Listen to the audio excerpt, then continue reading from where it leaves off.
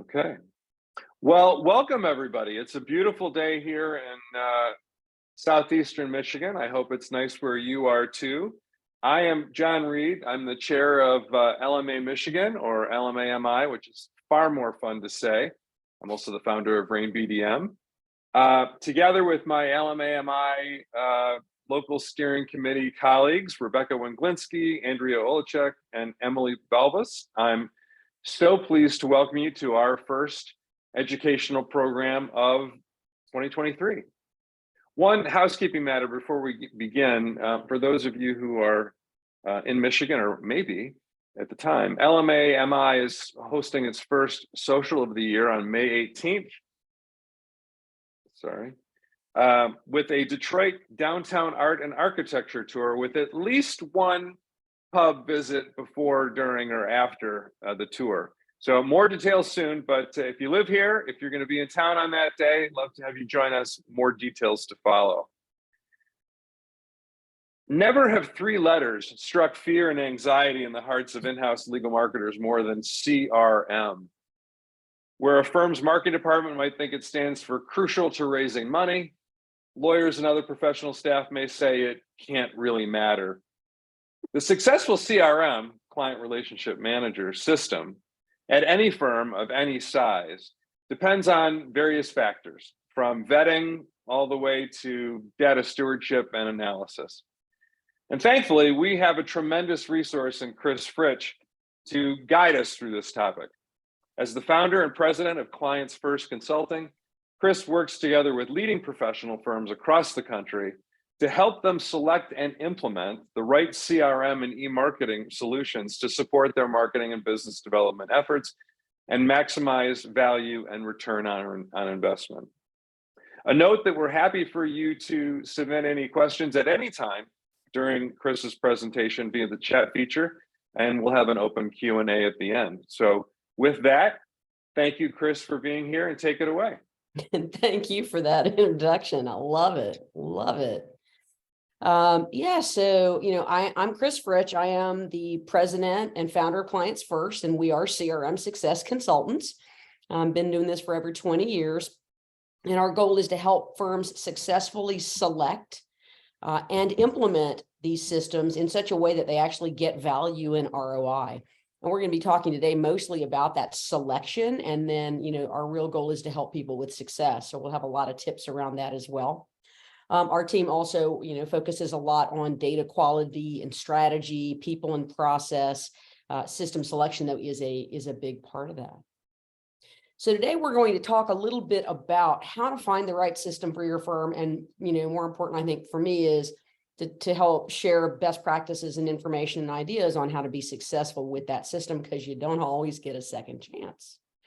I've got firms I'm working with right now who've been around 20 years and still don't have a system because they're worried that, they got to get it right. They might not get a second chance. So, but I also do want to make this relevant to everyone. So, here's our agenda, but, as John said, we'd love to have questions throughout. So put things in the chat.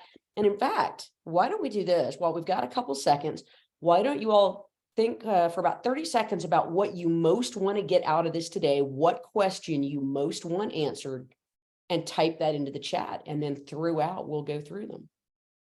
Go.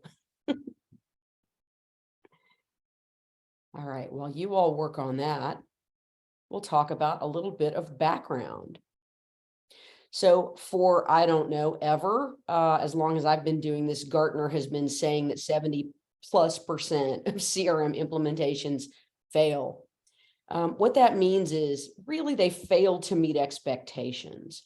And often what they don't tell you is it's because the expectations are wrong, right? And we'll talk a little bit about having the right expectations, but when they fail, it definitely results in a tremendous amount of lost time, money, effort, energy, and credibility, right? So, as the marketing professional or the head of the project, your reputation's on the line. And so our goal today is to try to help you succeed. Again, unrealistic expectations are a big reason for failure. And I'm going to talk you through maybe some new strategies of how to define success. By the way, defining success as adoption, and adoption meaning that 100% of your attorneys or close to it will use the system, is a pretty good way to guarantee failure, right? So we've been trying to do this for 20 plus years in professional services, and I'd say no one has actually met sort of that high bar of success. But there are a lot of lower bars that we can add together to get to a higher level. And we'll talk a little bit about that. A big part of that is, understanding your firm's needs. It's a lot about communication and planning and training and resources and data. Some of the biggest reasons they fail are some of these reasons. Data quality and people and process issues are a big part of this.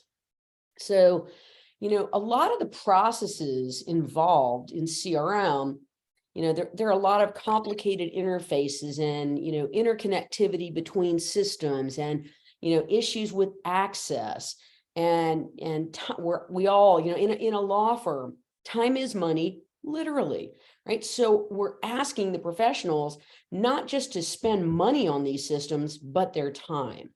And so fundamentally, that's created a value problem, right? So there's a cost benefit to value.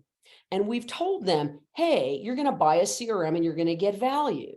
Well, value, first of all, is defined differently by everybody. But it also is relative to, the costs and the benefits. So the cost is the system, right? But it's also the implementation and the training.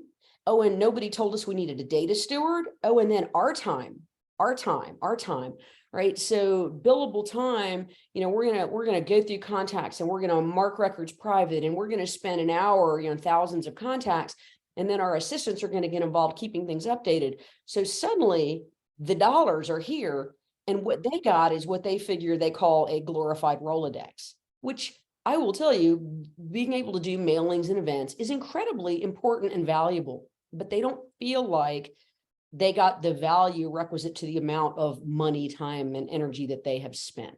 And so to define success and strategy, we'll walk through this, but there are other ways to define success. And, one of the new dynamics that I, work with clients on is, let's define success as the attorneys do little to nothing, right? Because the less they have to do, the more the value goes up.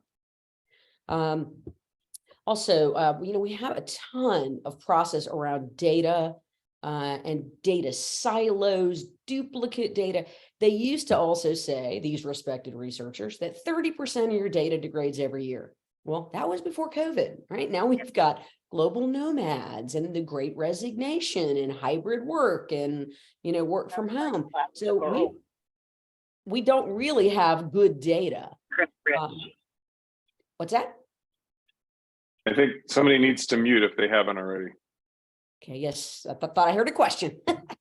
Okay. So our data just gets worse and worse, and there is no magic bullet for the data.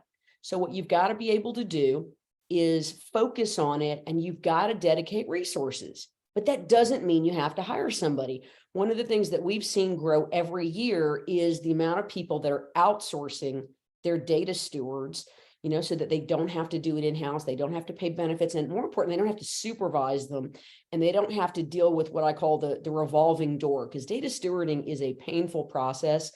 Our team, we've got people that actually enjoy doing it, but most people don't, especially if you're in the marketing team and you're probably a big picture vision person, then you're probably not going to love, looking up and researching and deduplicating data, right? So outsource that. Free your team up to do more strategic work.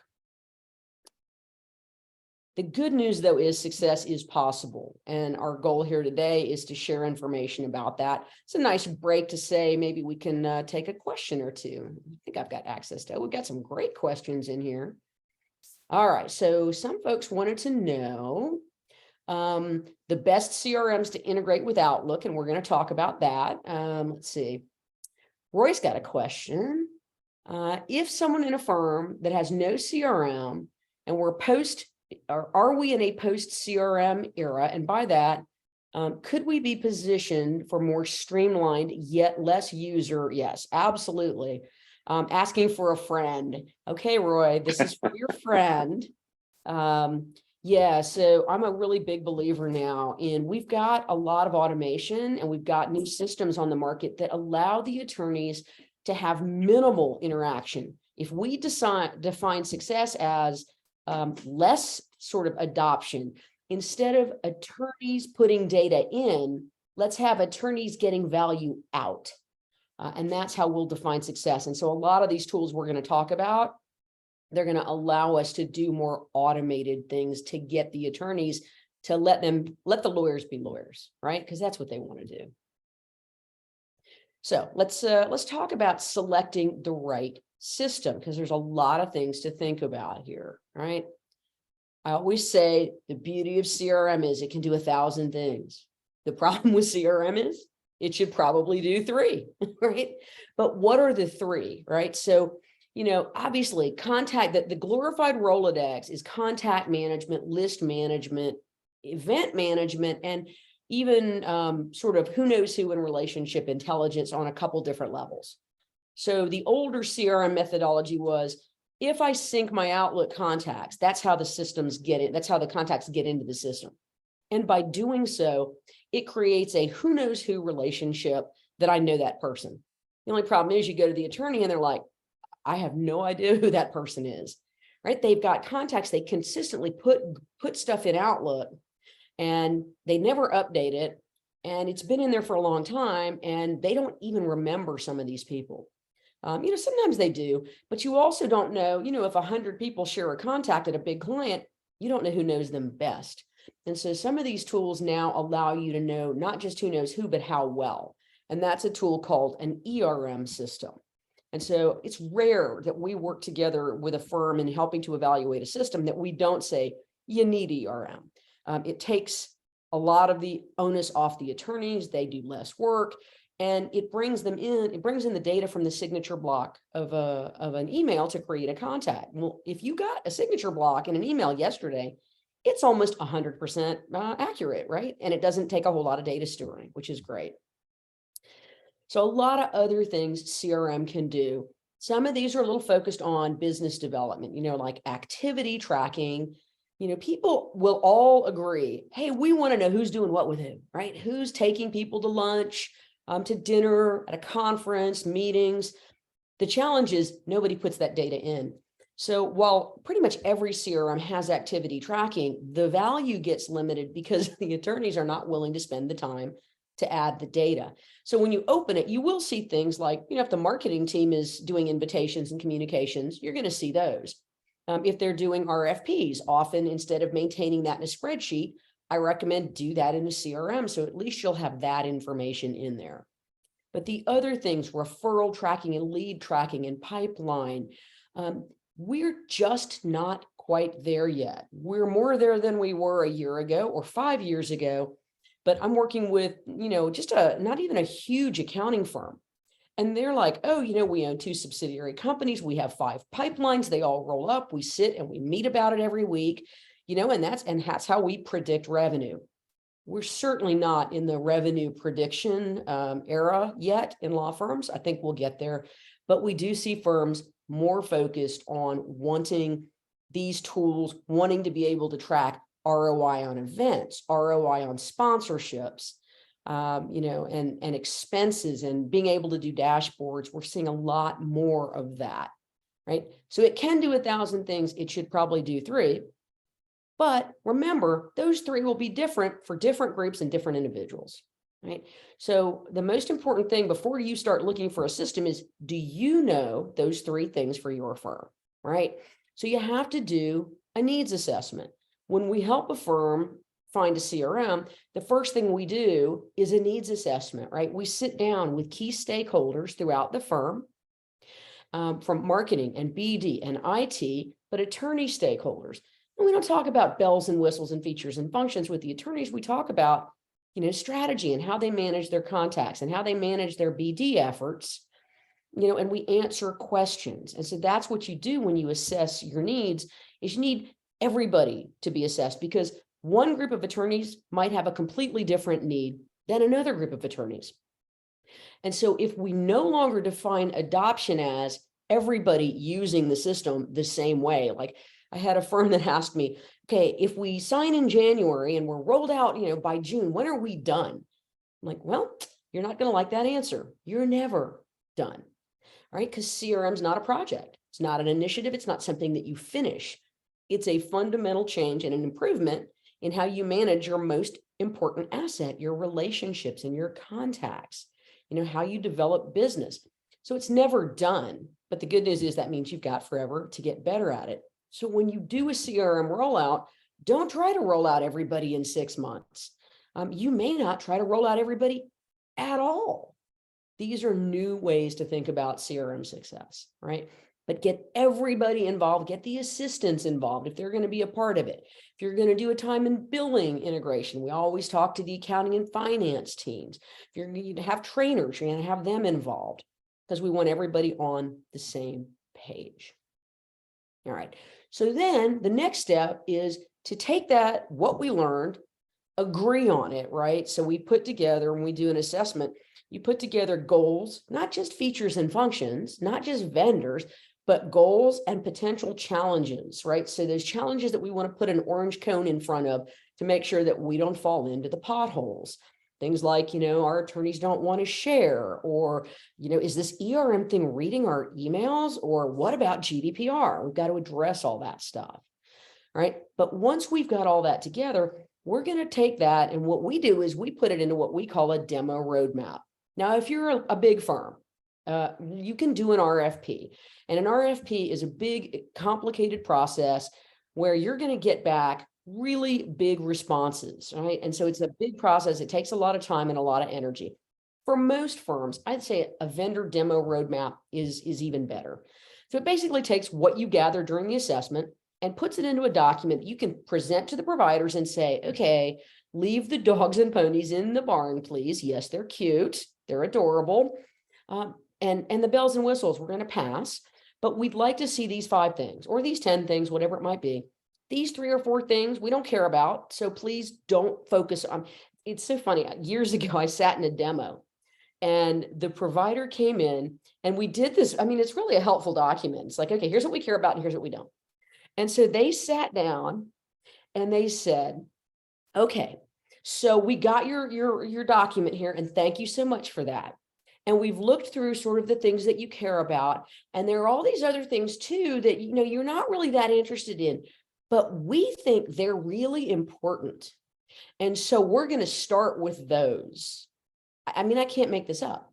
They literally spent the first half hour doing a PowerPoint about their company and focusing on things the client said they specifically did not care about. I mean, and they left the room 2 hours, they ran over. They never got to the things, like 3 or 4 things that the firm did care about.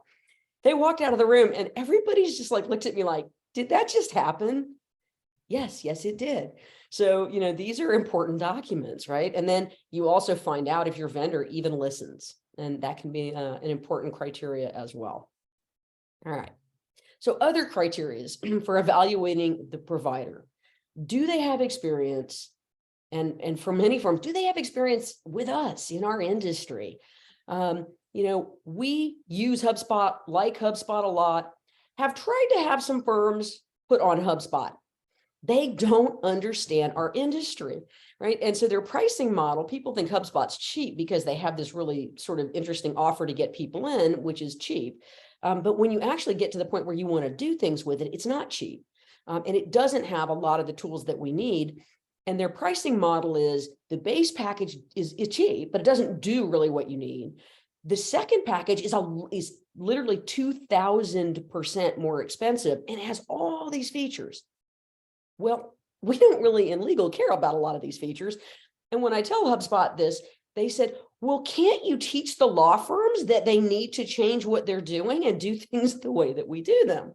Like, wow, not listening, not having this conversation. A lot of these non-legal focused vendors, I guess we're a small dot on their map because they really don't care. They're not like, if you buy the base model, you don't get any service at all, except maybe chat and email. You have to really spend a lot more money to get good service from the non-legal specific providers, many of them, right? So experience, big deal. Client service, big deal. Am I going to be able to pick up the phone and call somebody? Maybe not. And you need to know these things before you select a vendor, right? Can they integrate? Are we going to be able to integrate a non-legal focused system with our 3E, Aderant, whatever, time and billing system we may have? Odds are good they've never done it before. So you need to think about that. Odds are good it's going to cost. Well, sometimes when you do a non-legal vendor to get it where you want it to be, to do the things that we are used to doing, having seen demos of legal specific CRM systems, you could easily, we had one where we helped a firm, they wanted to implement Salesforce. They'd seen another provider, loved it, wanted it, but the managing partner said, we're going to go to our clients and see what they use. Well, they all use Salesforce, so we're going to buy that. So then they spent the next 2 years trying to turn Salesforce into a legal provider. The quotes they got were over $400,000 for implementation services just to start. So you need to think about all of that. Most important, check references, not just the references that you get from the provider, which oddly sometimes are not good. I've had that happen several times, but reach out to other folks we know, all of our LMA friends and family, and get those references. All right, something else to think about, costs. So, it's not just the software. Is it a subscription or is it a license? Most of them are not licenses anymore, they're subscription. Are they going to charge, how much are they going to charge professional services? Sometimes that's as much as the software, sometimes it's more. The smaller the firm, the more the professional services cost, as a percentage, right? So, if you've got a focused system, and the base implementation with nothing starts at $30,000 or $50,000 and you've got 50 attorneys, that's a big deal. It's a huge consideration. But if you're, Denton's, right, and you've got thousands of attorneys all over the world, that's not a very big, amount to consider. So you have to understand the professional services. There's a vendor right now in the market that sold a firm a subscription and then literally came back to them as the system was about to launch and said, oh, by the way, here is your maintenance contract. The hourly rate is $200+ and we'll sell you service in blocks of 100. So if you want any support, you need to buy 100 hours at $200+ an hour, and that's the only option. So you need to know that stuff up front. How much data cleaning is required? A lot of firms used to think, hey, we'll convert our existing database. In reality, you probably don't want to do that, especially a lot of firms. We're working with more firms right now changing systems than we ever have in the 20 years I've been doing this.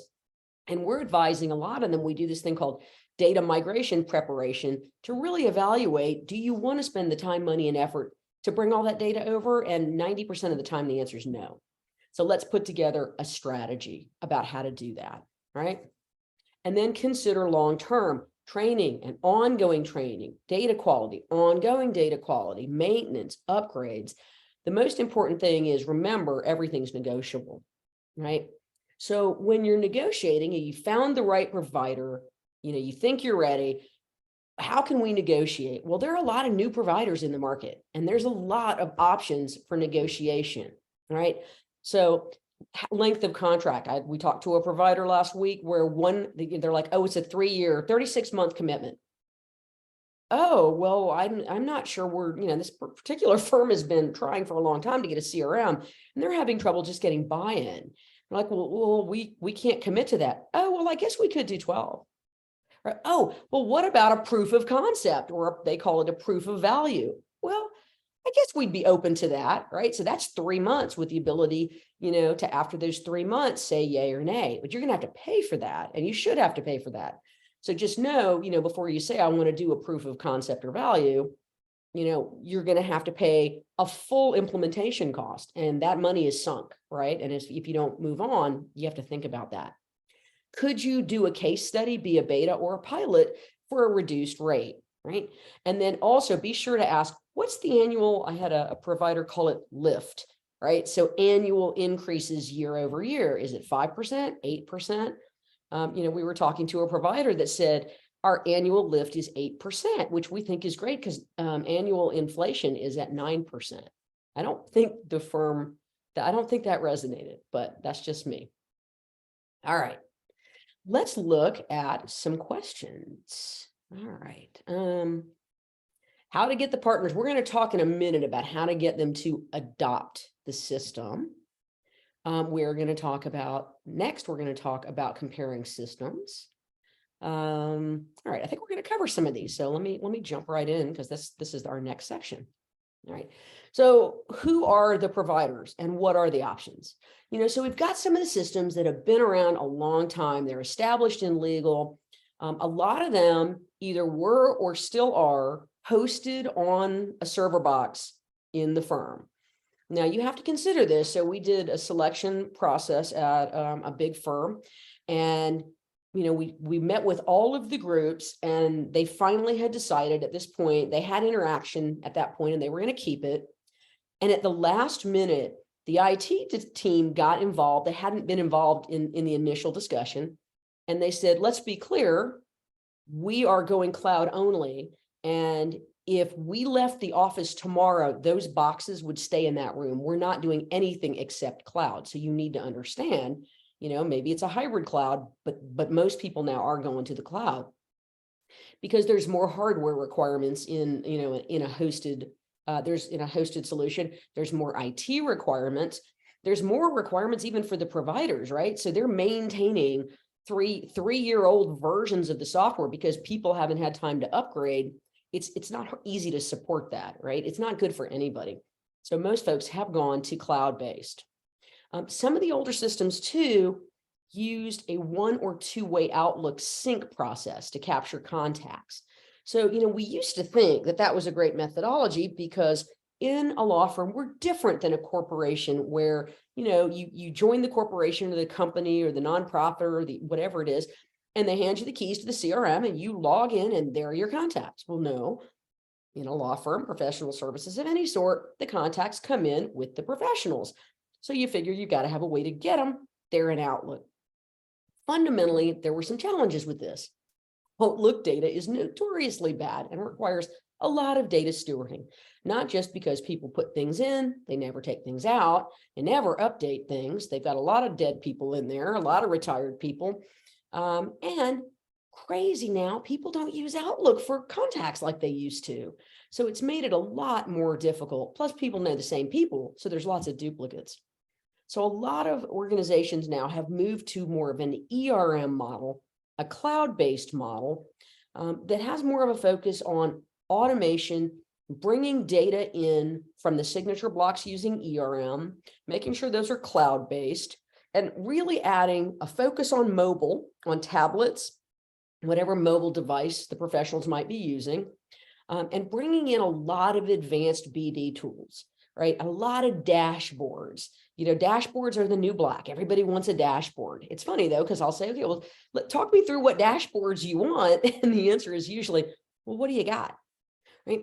So almost what we tend to talk to clients about is if you're going to do dashboards, that's great. And it's great that the system has the ability to do dashboards. But instead of trying to do a global rollout, do a pilot rollout first and sit down with those attorneys, find out what their needs are. And the reports and dashboards are a big part of that. Then configure the dashboards based on what they need, not on, sort of what's out of the box. Do a really, really custom type of dashboard or report, because then they're going to get value. And remember that the report that you did for this group is not the same as the report that you're going to do for that group. One of the biggest firms in the world, they have one group that actually cares about activity tracking. And when they did the training for that group, they didn't train on lists or contacts. They trained on activity tracking, and they provided activity reports because the leader of that group, every other Tuesday, they have a meeting and he brings that report in, and, it all has to be in there. So, think about pilot groups with a very custom implementation, get successes with that group, pick another group and do it all over again and do another pilot group. I had a smart firm that said to me, you do a pilot and everybody's special. Then you do another pilot and everybody's special. Everybody gets to be a special snowflake. So at the end of the day, you do pilots until you run out of pilots. And by the way, you may not get to 100%, and that's okay, right? So success is going to be defined differently by every firm. All right. So talk a little bit about the general purpose systems, right? They're typically cloud-based. They're online. You can pay with a credit card and be in and be done. Less IT time. That's sort of one way to get contacts. Sometimes they have a contact sync, but often they don't have any contact sync at all. And we talked already about sort of their understanding of our industry and the configuration. But the data quality tools are usually not up to par with what we have in our industry focused systems, because we, especially in legal, we care a lot about data. If you talk outside the industry, they'll say, we have a data subscription that will get you to 70% of us, 70% accuracy. And we have to explain to them 70% accuracy will get you fired in legal, right? You've got to be 95+% accurate, right? And you have to understand too, that those, they don't necessarily have the customer service posture that we're used to. We're used to a little bit of hand-holding, because our professionals are used to a little bit of hand-holding. I had a client that said to me, we provide white glove service for our attorneys in terms of hardware support and software support and training. And I thought, that's pretty much all firms, we do. And there's nothing wrong with that. Our people are busy billing hundreds or thousands of dollars an hour. Let's not waste their time, shall we?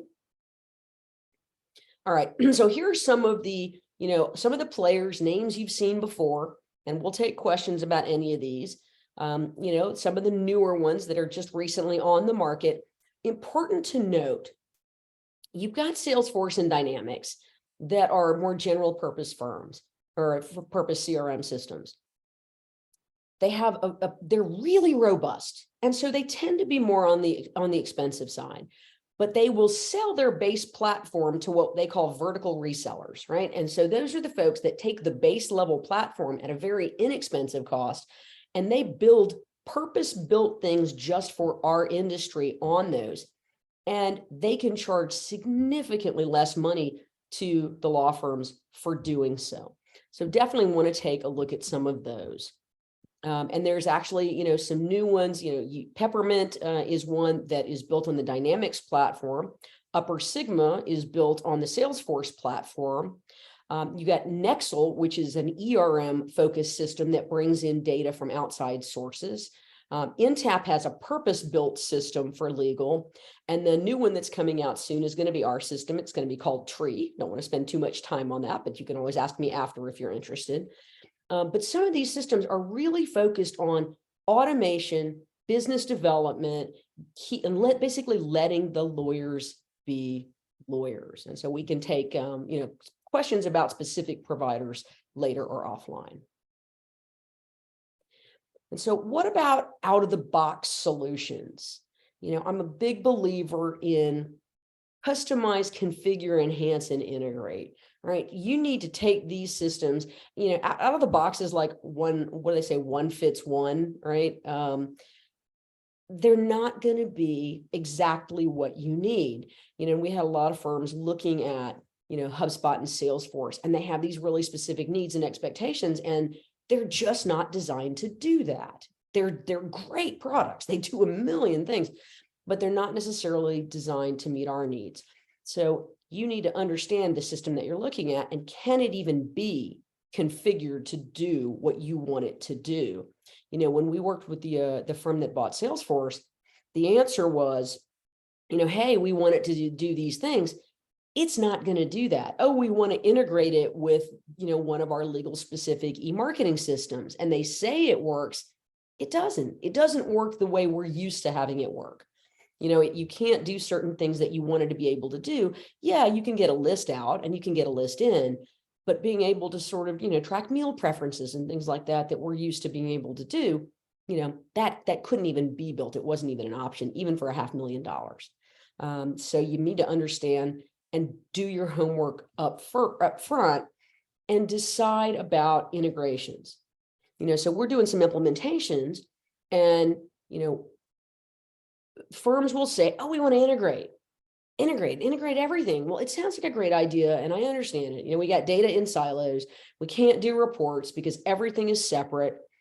But you have to understand before you do an integration, why do you want to do this? And what is the cost and the benefit?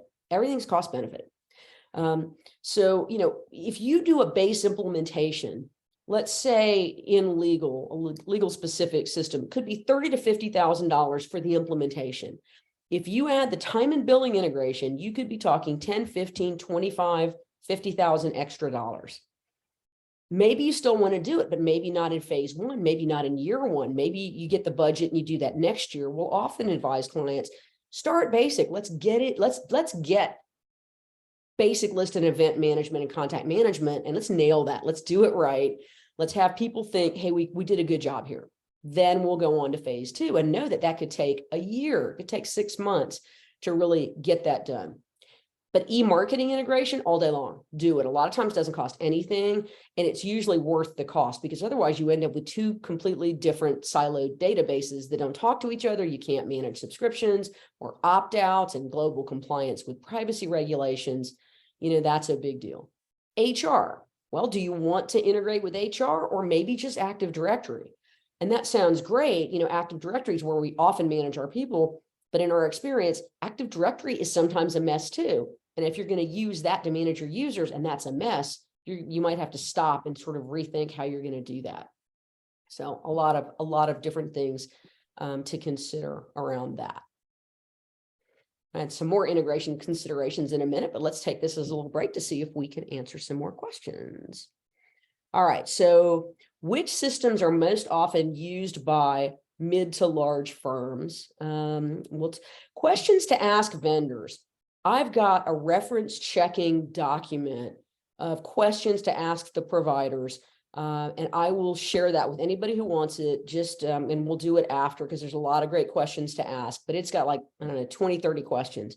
And I'm happy to share it. If you give me your email address, I'll send it over after the presentation. In terms of which systems, Interaction has focused on sort of the big firms, but they go down to medium. Contactees has sort of owned the middle market back in the day and gone sort of up into the high end. IntelliPad has been for smaller firms. But the new ones, I think I think Nextel has more smaller firm clients now, but they want more larger firm clients. Intap is looking at sort of mid and larger clients, as are Peppermint, I think, and Upper Sigma. Our tree system is going to be focused on small firms, and then the general purpose firms, they can kind of go anywhere. But if you think about Salesforce and Dynamics are fairly big and expensive to implement, and HubSpot's more in the middle. But there are certainly small firms that have implemented HubSpot as well. But again, there's a lot of things to consider, because it's not going to do the things that you're used to having as just options. And a lot of them don't have an ERM system, so you can't get the contacts. It's just, it's just how you're going to manage the contacts. Are you going to be okay with lawyers sending you lists of V-cards and lists, for somebody to type into the system, or do you want a system that's really good at capturing the contacts? All right, let's see. What else we got? Firm-wide adoption, we talked a little bit about that. Pilot groups. Okay, so somebody had asked how to integrate with existing systems, especially e-marketing. So if you buy like a HubSpot system, they have an e-marketing component. If you go to a Salesforce-based system, or you get Salesforce out of the box, they're going to bring Pardot to the meeting. Pardot is not really, it's a great tool, but it may not be a great tool for law firms. It's not necessarily purpose-built for what we need, but they want to sell Pardot. So you just be prepared. If you have Salesforce come in, they're going to bring Pardot to the meeting, usually. But some of the existing vendors in legal, like Concept and Vuture, do have functional integrations with like a Salesforce or a Dynamics. So, just know that. If you're looking at a Peppermint or an Upper Sigma, they're going to have some integrations with e-marketing as well. And then, also you have to think about ERM systems. Some of these vendors have an ERM built in, and some of them can work with external systems. And so a lot of the different providers will allow you, like while Salesforce doesn't necessarily integrate with an ERM, Upper Sigma is very focused, and Peppermint is very focused on working with outside ERM providers to help capture the contacts, because they know that that's important and they understand our industry.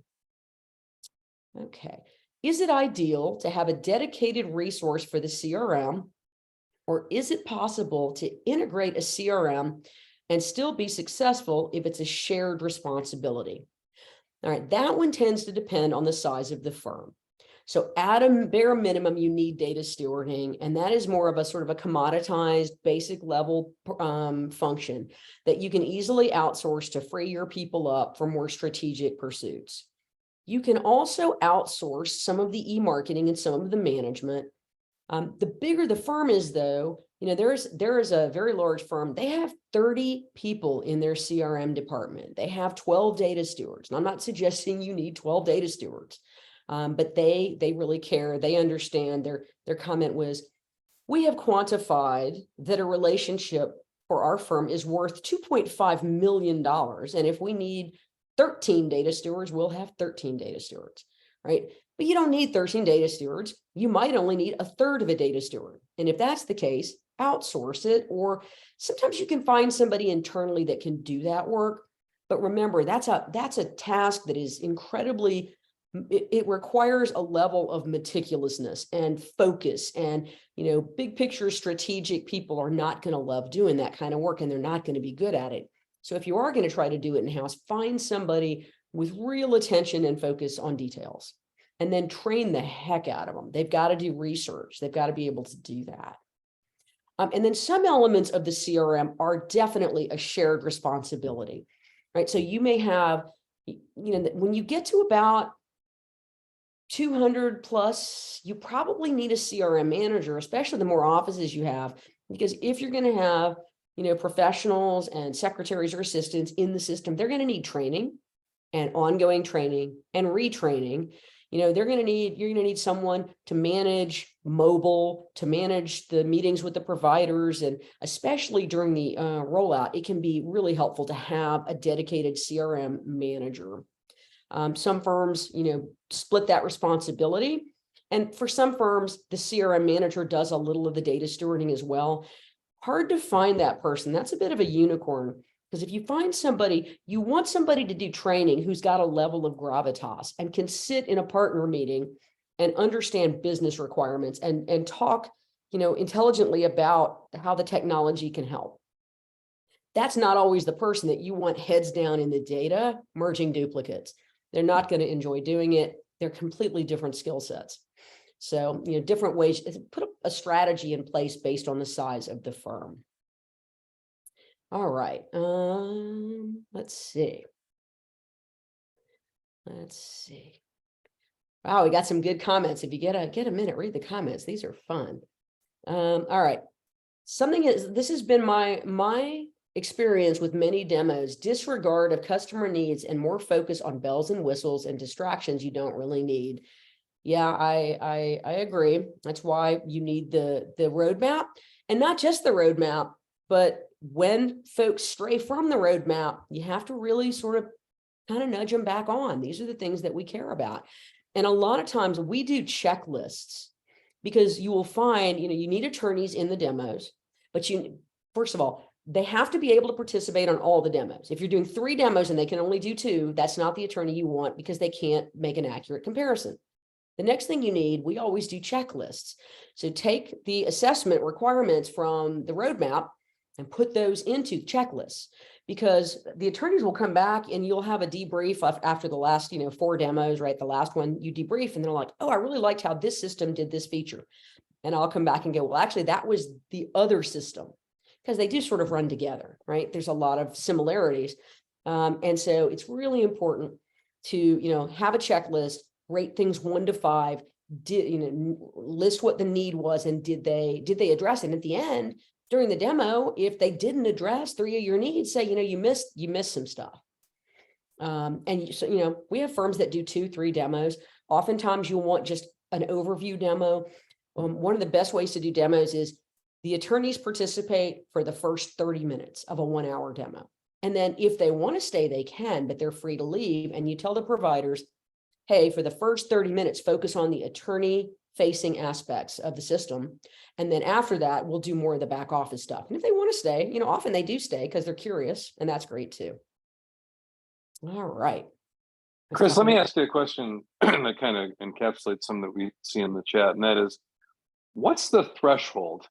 You know, you mentioned the 200 attorney firm, but what about the 15 attorney firm that's using MailChimp as their CRM, or maybe they're using something like an active campaign? You know, maybe they're adapting Monday.com to their needs. You know, I guess, and I'm sure the answer is it depends, because I went to law school and I know that's the answer to everything. But what do you think? So I don't want to say too much about this, except that it's interesting. I just went to the ABA Tech Show a couple of weeks ago, and I've been in the industry a long time, and I consider legal to be a couple different industries, a few different industries. There's big firms and small firms, and then there's plaintiff and defense and corporate. And then when I went to this show, it's really interesting. When you go in the vendor hall there's nobody I've ever seen in that hall, and these are small firms. But they're doing things like family and divorce and a few plaintiffs firms, and they have a completely different, like their idea of a CRM is we build your website first, and then we do lead gen and SEO, and we do an intake, and it's a completely different model. So some of those small firms, they're using things like Clio and Practice Panther, I love that name, and Carrot and some of this software. And there are a couple of little CRMs there, but they're more like lead gen, intake, DocuSign. They want to be able to intake a lot of folks really quickly. Yeah. There has not been for exactly what you have said. Smaller firms will come to me and say, hey, I need a CRM. And it often costs a lot of money to do the implementation. So under 50, there has not been a lot to offer them, right? And so that's actually kind of why we came out with Tree, because it's designed specifically for somebody with a spreadsheet and MailChimp. But I don't want to talk too much about that. Nexel, though, is also, more focused more recently on the smaller firm market. They're less expensive. Also, ContactEase is certainly, been affordable, probably not for 15 attorneys, but under 100, certainly. And then again, then you can sort of go into non-legal. Maybe you want to try HubSpot and you're willing to do that. Yeah, I get, I'm not to belabor this, but it kind of goes back to the earlier question.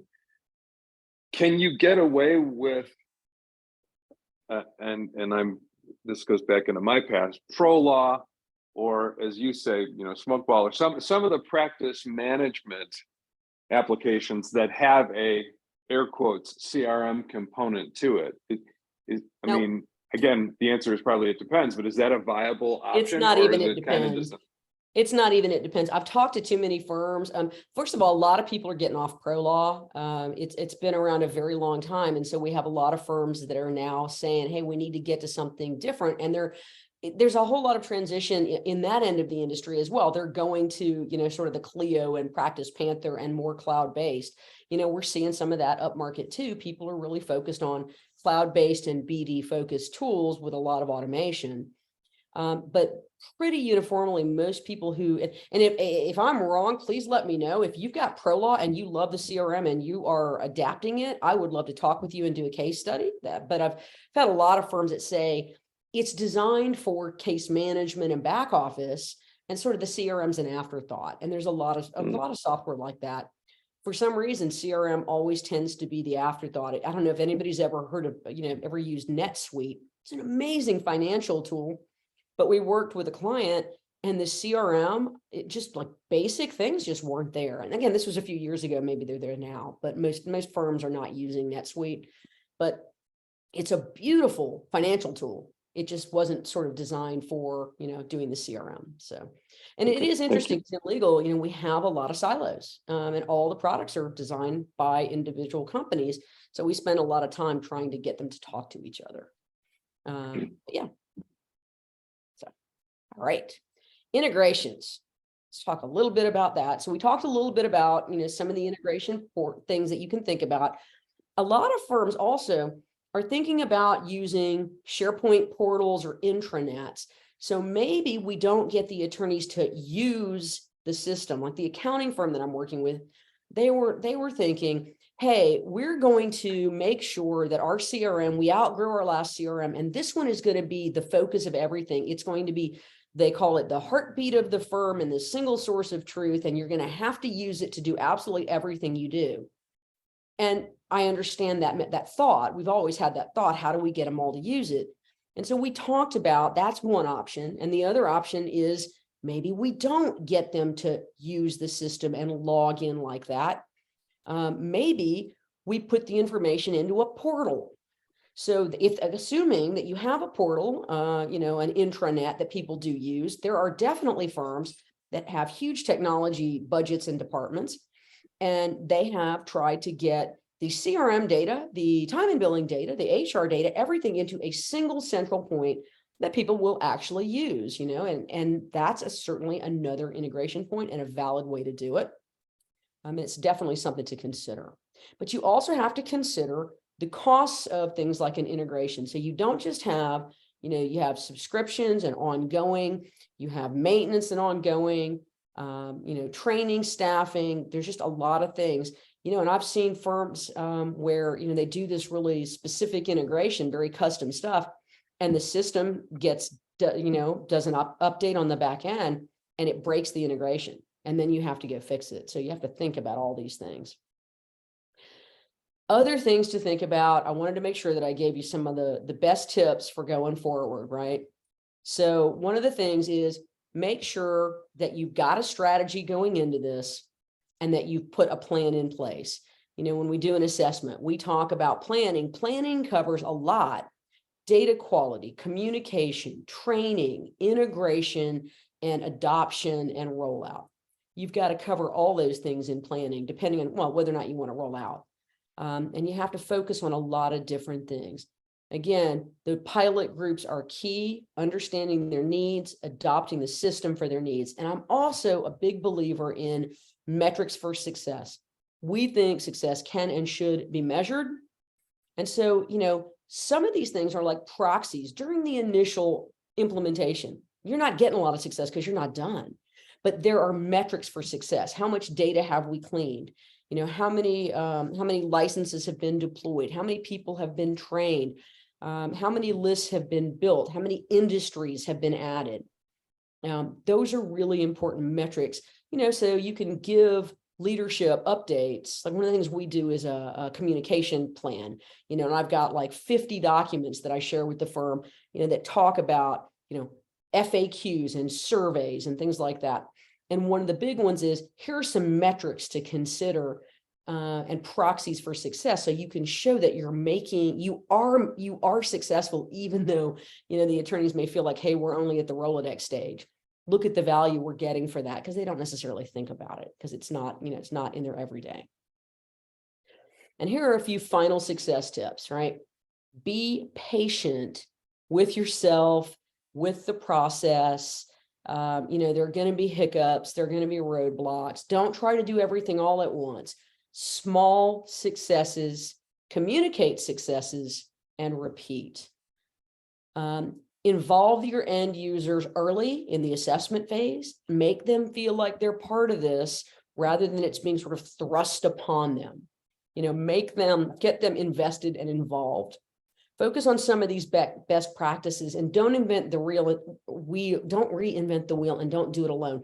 Reach out. I'll always take a call. I spend, a good portion of my week just, taking calls with folks and giving them ideas and introducing them to people and sharing best practices. All the folks in LMA will do that.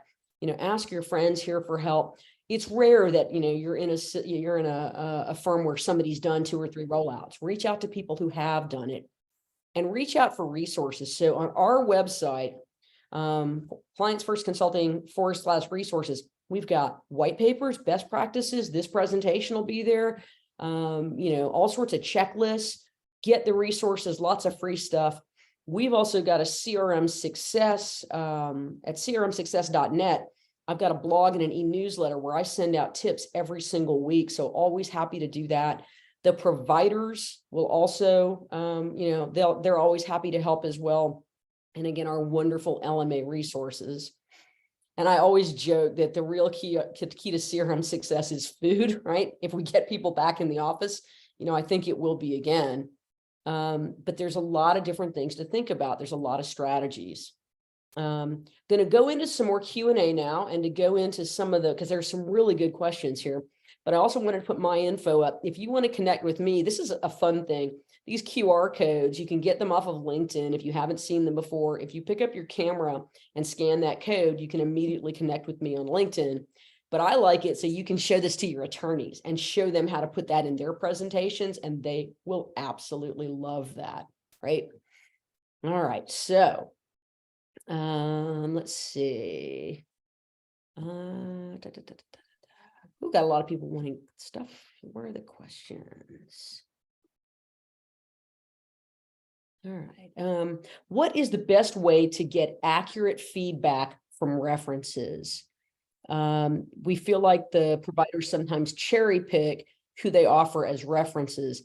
It's funny. I worked with a firm, and again, if I'm always happy to help people find references. Speak to your friends in LMA. When you go to conferences, kind of brainstorm there.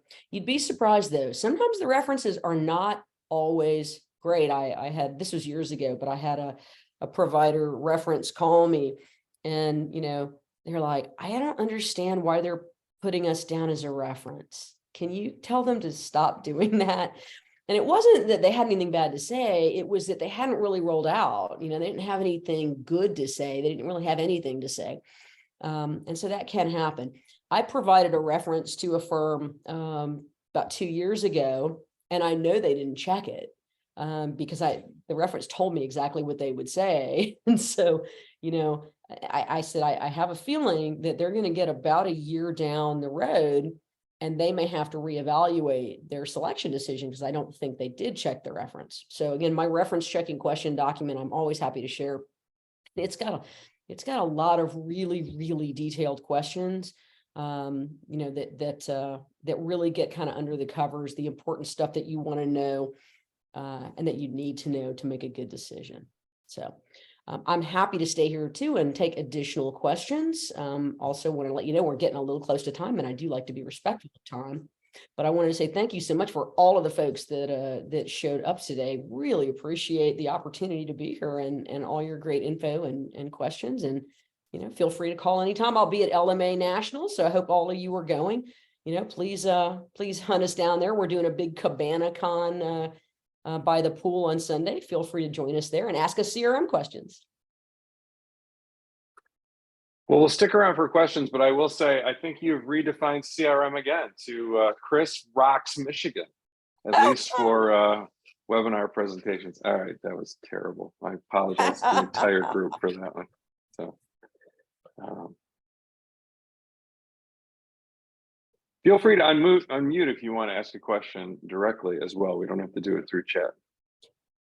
And John, if you'll grab the chat questions, I'll respond to people individually that we met. If you'll that we didn't have a chance to talk to, and I'll drop them email. That is an interesting request that I don't know if I had. What do you just cut and paste? You do. You should. I think. Let's see. Control A. I think you can just, grab and drag down and copy them into a Word doc, and then I'll get back to people as needed. Okay. All right.